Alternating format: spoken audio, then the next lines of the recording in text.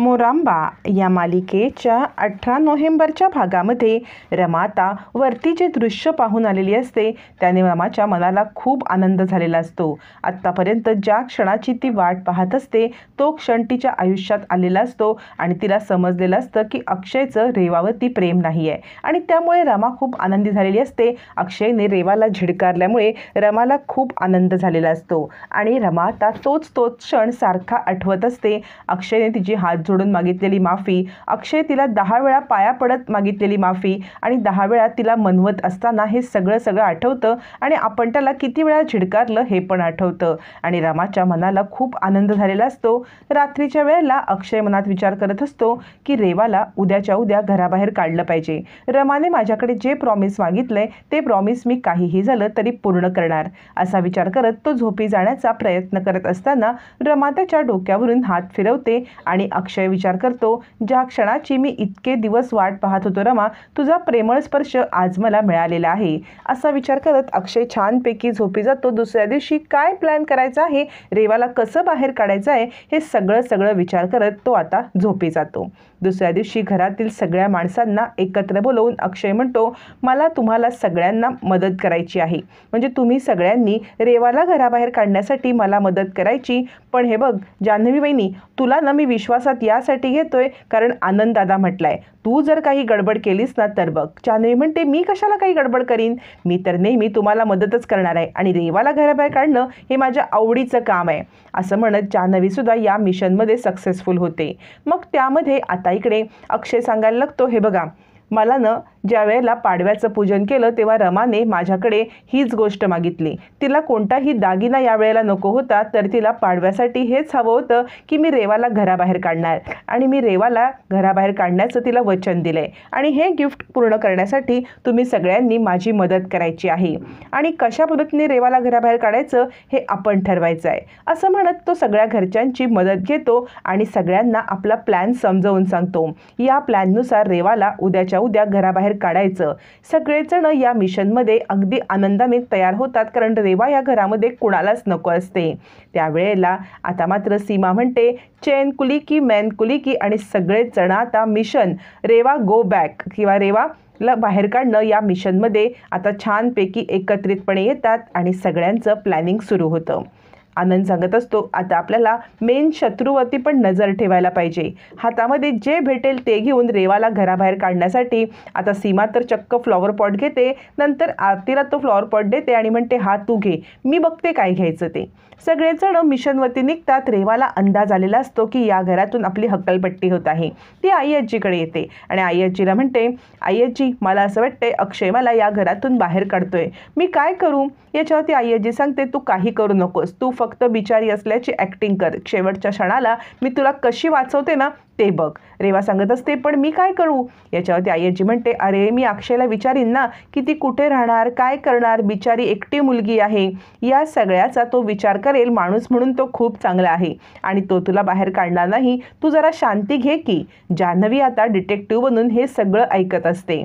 मग नंतर रेवा जाते शशिकांत मुकादम यांच्याकडे, त्यांना पण सगळं सांगते। शशिकांत म्हणतो, त्या रमासाठी तो तुला घराबाहेर काढणार, हे मी होऊच देणार नाही, त्या रमाला बघ कशी मी अद्दल घडवतो। जान्हवी दोन्ही ठिकाणचं म्हणणं ऐकते आणि येऊन आता सगळं आपल्या ग्रुपमध्ये सांगते आणि ती सांगते, आपल्या मिशनमध्ये अडथळा आणणारी 2च घरातली पॉवरफुल व्यक्ती आहे, ते म्हणजे आई आजी आणि दुसरे म्हणजे बाबा। याच्यावरती अक्षय म्हणतो, आई आजीला आणि त्यांना आपण या सगळ्या प्रकरणापासून लांब ठेवायचं, जेणेकरून ज्या वेळेला आपण तिला घराबाहेर काढू त्यावेळेला ते दोघंजण इथे असणार नाहीत, कारण शशिकांत मुकादम यांनी सगळ्या लिमिट्स क्रॉस केल्यात, त्या माणसाला तर इथून हकलपट्टी पहिली करायला पाहिजे। तितक्यात रमा रूममध्ये येते आणि सगळेजण चिडीचूप होतात। रमा म्हणते, काय चाललंय तुमचं। सीमा म्हणते, अगं काही नाही, मी न झाडू घेऊन हे बघ झाडायला आले होते इथे, पण हे सगळेजण गप्पा मारत होते म्हणून बसले, चल आपण जाऊया असं म्हणत सीमा आता रमाला घेऊन जाते। त्यावेळेला अक्षय सांगत असतो, आता आपल्याला या दोघांनाही लांब ठेवायला पाहिजे ज्या वेळेला आपण रेवाला घराबाहेर काढू आणि योग्य पद्धतीने आपला प्लॅन सगळ्यांना तो समजावून सांगतो। जान्हवी सांगते, या दोघांना जर लांब ठेवलं ना तरच प्लॅन यशस्वी होईल, कारण आई आजी सांगत होत्या शेवटच्या क्षणाला मी अक्षयला मनवेन तुला घरात ठेवण्यासाठी। अक्षय म्हणतो, कोणत्याही क्षणाला आता मी रेवाला इथे सहनच करू शकत नाहीये। आनंद म्हणतो, आता खूप झालं त्या रेवाचं, रेवा ह्या घरात एक क्षणसुद्धा थांबली नाही पाहिजे. रमाकांत म्हणतो, हो या सगळ्यात रिस्क आहे खरी, पण मी तुझी मदत करायला तयार आहे. इकडे शशिकांत सांगत असतो, रेवा त्या रमाची काय बिशाद आहे की ती तुला घराबाहेर काढू शकेल. तू काळजी करू नको, हा शशिकांत मुखादम पहाडासारखा तुझ्या पाठीशी उभा आहे. तोपर्यंत सीमा सांगत असते, हे बघा सगळे तयारी झाली, आता रेवा गो बॅक हे मिशन आपण जोराशोरात सुरू करायचं आहे. आनंद म्हणतो, मी यासाठी एक भन्नाट प्लॅन केला आहे. नाशिक ढोल मागवलेला आहे.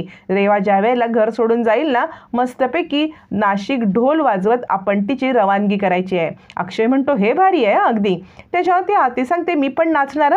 आता जान्हवी सांगते, आरती तू नाही नाचायचं. सीमा म्हणते, आरती नाचू वगैरे नको, तुझ्या वाटणीचं सगळं आम्ही नाचू, तू तुझी काळजी घे बरं. असं म्हणत आता सगळेच जण आरतीला समजवतात आणि तितक्यात पुन्हा रमा येते. रमा आल्यावरती पुन्हा सगळ्यांचं बोलणं थांबतं आणि रमा म्हणते, काय चाललंय, तुम्ही पुन्हा माझ्यापासून काहीतरी लपवताय का.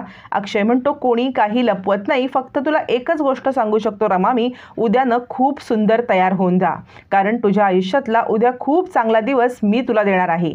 असं म्हणत आता अक्षय रमाला दुसऱ्या दिवशी छान तयार होऊन समोर ये असं सांगतो. रमा विचार करत असते, नक्की काय यांच्या मनात चाललंय आणि तयार व्हायला का सांगितलंय. तितक्यात आता अक्षय आपल्या रूममधून हॉलमध्ये येतो. सीमा सांगते, अरे जास्त धडपड करू नको, अजूनही तुझा पाय बरा नाही झालेला आहे. याच्यावरती अक्षय म्हणतो, मी इतका एक्सायटेड आहे ना की या कधी रेवाची हक्कलपट्टी करतोय आणि रमाचा गैरसमज दूर करतोय आणि रमा माझ्यावरती पुन्हा विश्वास ठेवेल ना, माझ्या आयुष्यामध्ये ती पुन्हा येईल ना. याच्यावरती सीमा सांगते, का नाही येणार, ज्या वेळेला तुझा खरेपणा तुझे एफर्ट्स तिला दिसतील तेव्हा नक्की तुझ्या आयुष्यात ती परत येईल. त्यावेळेला अक्षय म्हणतो, ह्या रेवाचं अति झालंय, कधी एकदा हिला घराबाहेर काढतोय असं मला झालंय. सीमा म्हणते, सावकाश, तुझा पाय सांभाळून जे करायचं ते कर. असं म्हणत आता सीमा देवाला पण हात जोडून विनंती करते की आजचं आमचं मिशन यशस्वी होऊ दे.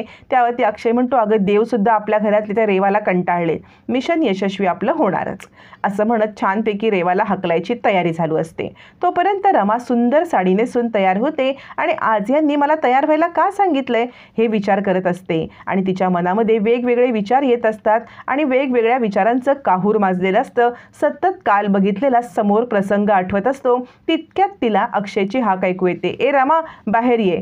आता रमाला बाहेर का बोलवले म्हणून धावत पळत येते. अक्षय म्हणतो, हे बघ, आणि तो टॅबमध्ये एक फ्लॅट छानपैकी वेल फर्निश फ्लॅट रमाला दाखवतो आणि म्हणतो, रमा हा फ्लॅट बघ. रमा म्हणते, मला तो नाही बघायचा आहे, तुम्ही मला सांगा ना, मला का बरं आवाज दिलात. अक्षय म्हणतो, तुझा हाच प्रॉब्लेम आहे, कधी तुला काही ऐकायचंच नसतं. असं म्हणत अक्षय चिडण्याची ॲक्टिंग करतो. समोरून रेवा येते. रेवा विचार करते, हा काल माझ्यावर चिडला, आज रमावर चिडला, नक्की याचं चाललंय तरी काय. अक्षय म्हणतो, मी तुला दाखवतोय काय, तू बोलतेस काय, ए रेवा तू इकडे ये बरं. असं म्हणत तो रेवाला बोलवतो आणि म्हणतो, हा फ्लॅट बघ बरं. याच्यावरती रेवा तो फ्लॅट पाहते. अक्षय म्हणतो, तुला आवडला का. रेवा म्हणते, हो.